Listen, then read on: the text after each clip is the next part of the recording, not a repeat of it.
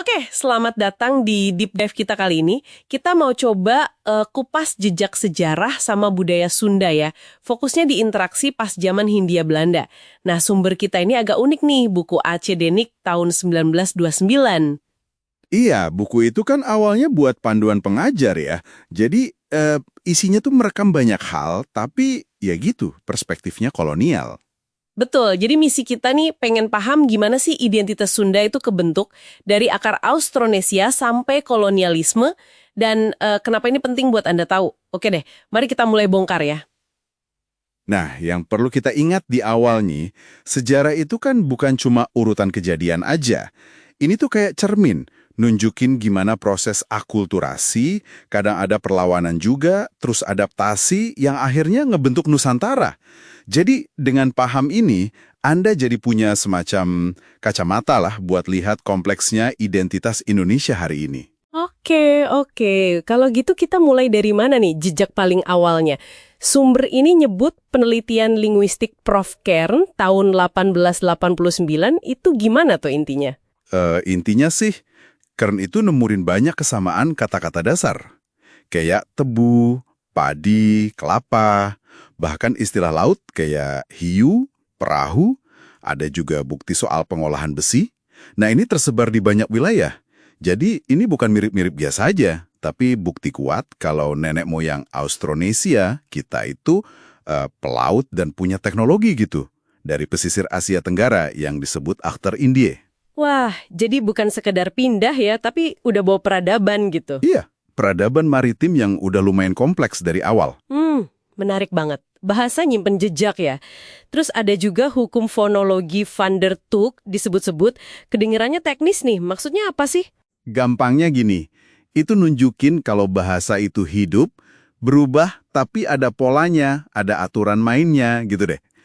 Contoh paling gampang ya, kata Sunda pare itu jadi padi di Melayu. Ini bukti ada hubungan antar bahasa di Nusantara. Oh gitu. Terus ada juga fenomena unik kayak pantang bahasa. Jadi ada kata yang dihindari karena pamali, sama tingkatan bahasa kasar lemes. Nah, ini bukan cuma soal tata bahasa, tapi nyambungnya ke kepercayaan animisme dulu, sama struktur sosial. Oke. Sekarang kita geser ke pengaruh luar nih. Hindu masuk kan sebelum 750 Masehi. Sumber ini nyebut banyak warisan budaya. Wayang, gamelan, batik, candi megah. Pertanyaannya, apa budaya lokal langsung hilang gitu aja? Justru itu dia. Yang menarik itu proses adaptasi kreatifnya. Nggak niru mentah-mentah. Wayang, gamelan, batik, arsitektur candi kayak Borobudur atau Loro Jonggrang, itu semua diserap terus diolah lagi pakai sentuhan lokal yang khas. Jadi unik ya jadinya? Betul. Terus muncul kerajaan kayak Tarumanegara di Jawa Barat, itu jadi penanda awal struktur kekuasaan Sunda.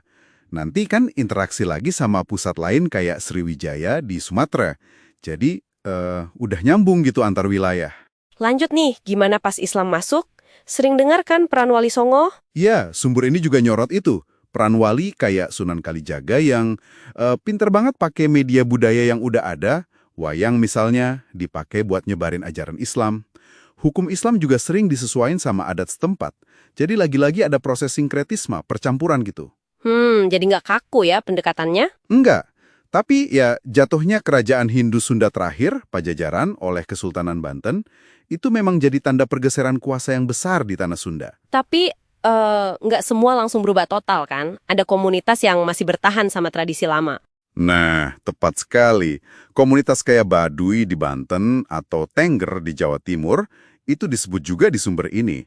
Mereka jadi contoh menarik gimana adat istiadat pra-Islam itu masih bertahan kuat. Ya bisa jadi karena isolasi geografis atau memang semacam resistensi budaya. Bukti ketahanan identitas lokal lah. Oke, sekarang kita masuk era Eropa nih. Portugis dulu baru Belanda. Bedanya apa sih dampak utama mereka menurut sumber ini? Sumber ini ngegarisbawahi bedanya gini. Portugis itu fokus utamanya dagang rempah, ya kan? Terutama di Malaka. Pengaruhnya paling kerasa di beberapa kata serapan sama musik roncong gitu. Nah, kalau Belanda, lewat VOC, terus pemerintah Hindia Belanda, itu pendekatannya lebih sistemik. Mereka ngatur ulang politik sama eksploitasi ekonomi. Contohnya? Contoh paling jelas, di Priangan ya, Prianger Stelsel itu, sistem Priangan. Nah, sistem priangan itu yang sering disebut-sebut. Dampak konkretnya gimana tuh buat masyarakat Sunda waktu itu? Yaitu sistem tanam paksa kopi kan intinya. Terus para elit lokal, bupati-bupati gitu, diikat langsung ke kepentingan ekonomi kolonial Belanda. Ini ngubal banget struktur sosial sama ekonomi. Priangan jadi lumbung duit buat Belanda. Tapi ya bebannya berat buat rakyat. Terus ada pembangunan infrastruktur gede-gedean juga kan, jalan raya Posda Endel, rel kereta api. Betul, itu sering dilihat sebagai modernisasi kan? Iya. Tapi ya, tujuan utamanya jelas, buat ngebut eksploitasi sumber daya sama kontrol militer, biar gampang geraknya. Tapi ada sisi lainnya nggak sih? Nah, ini ironisnya. Ada efek sampingnya. Belanda kan juga investasi, walau terbatas ya, di administrasi, kayak reorganisasi Priangan 1871, terus pendidikan, ada Quake School, muncul tokoh kayak Muhammad Musa, R.A. Kartini, ada Volkslektur juga, kesehatan juga, vaksinasi cacar, Institut Pasteur. Oh iya ya. Nah, justru dari situ lahir elit terdidik baru. Kesadaran kolektif mulai tumbuh, yang nantinya jadi motor pergerakan nasional. Jadi, senjata makan tuan juga gitu ya. Oke.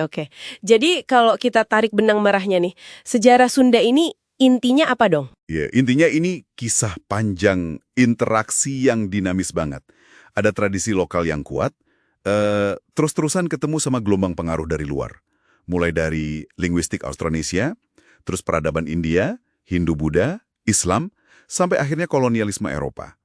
Warisan kolonialnya sendiri memang ambigu ya. Ada eksploitasi yang kejam, tapi di sisi lain ada modernisasi nggak sengaja yang ikut ngebentuk fondasi Indonesia modern. Adaptasi, sinkretisme, kadang perlawanan, itu semua ada. Nah, ini dia nih pemikiran penutup buat Anda bawa pulang, buat direnungkan. Kita udah lihat kan gimana bahasa dan tradisi kuno Sunda itu tahan banting banget, bisa adaptasi, bisa melakukan sinkretisme berabad-abad lamanya, ngadepin gempuran dari luar. Sekarang, coba deh Anda pikirin, gimana Anda melihat proses yang mirip terjadi di budaya kita hari ini, di tengah arus globalisasi yang kenceng banget. Tradisi mana sih yang menurut Anda bakal bertahan, mana yang mungkin berubah atau malah hilang? Terus apa artinya ini buat identitas kita ke depan?